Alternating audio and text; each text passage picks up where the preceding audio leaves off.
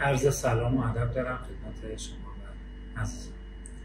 من مهرداد سالیان هستم، مدیر عامل شرکت مهندسی مواد بهپلیمر.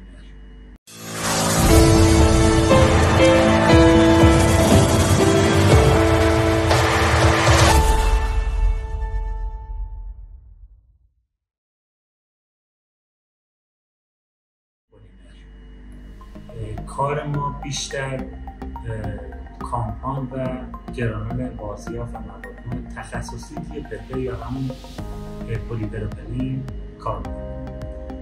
قبلا رسد دستگاه داشتیم، بر حسب اینکه مشتریامون حالا درخواست داشتن تولیدمون بیشتر باشه، محصول با کیفیت تری بدن، دنبال این افتادیم که یه دستگاهی بگیریم که هم نیاز تولیدمون رو مرتفع کنه، هم از لحاظ کیفیتی با رقبا بتونیم یه فاصله ایجاد کنیم.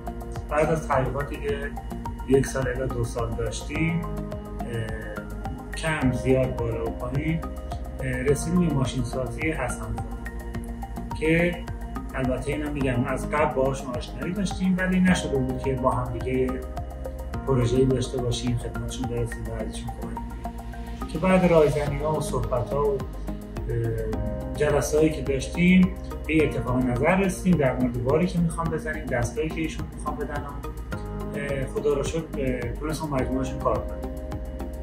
خواستای بهپلیمر این بود که ما توناژمون میخواستیم بالا بره ماهیانه، اما کیفیتمون پایین نیاد، چون گاهی اوقات توناژ بالا میره کیفیت پایین میاد، که خوشبختانه این موردی که ما نیاز داشتیم حاصل شد و رضایت ما رو جلب کرد.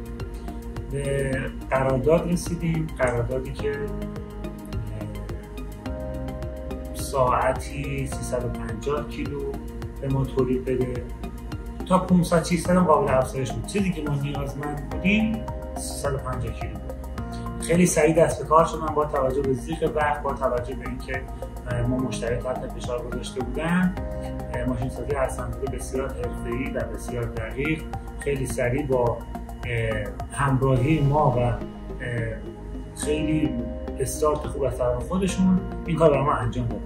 پروژه‌ای که شاید خیلی جاها 4 ماه 5 ماه طول می‌کشید، عرض 1 ماه و 20 روز به ما تحویل دادن.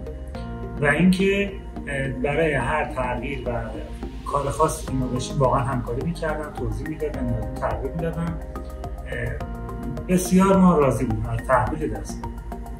بعد از تحویل دستگاه، زمانی که ما برای استارت راه‌اندازی اقدام خواستیم انجام بدیم، هر زمانی که ما سوالی داشتیم، کاری بود، ایشون و تیمشون مصرن و واقعا من اینو به جد میگم، خب دستگاه خریدیم، قبلا کار کردیم، پشتیبانی‌ها خیلی پایینه، میشه و بعضی وقت صفره، بعضی وقت از کار در میرن، ولی جناب مهندس حسن‌زاده هم به صورت تلفنی هم به صورت حضوری هر موقع ما نیاز داشتیم انصافاً که پشتیبانی میکرد با جون و دل، هم خودش هم تیمش. حالا انشاءالله بتونیم دستگاه آینده هم از ایشون حالا بتونیم کار کنیم و همکاری کنیم در مورد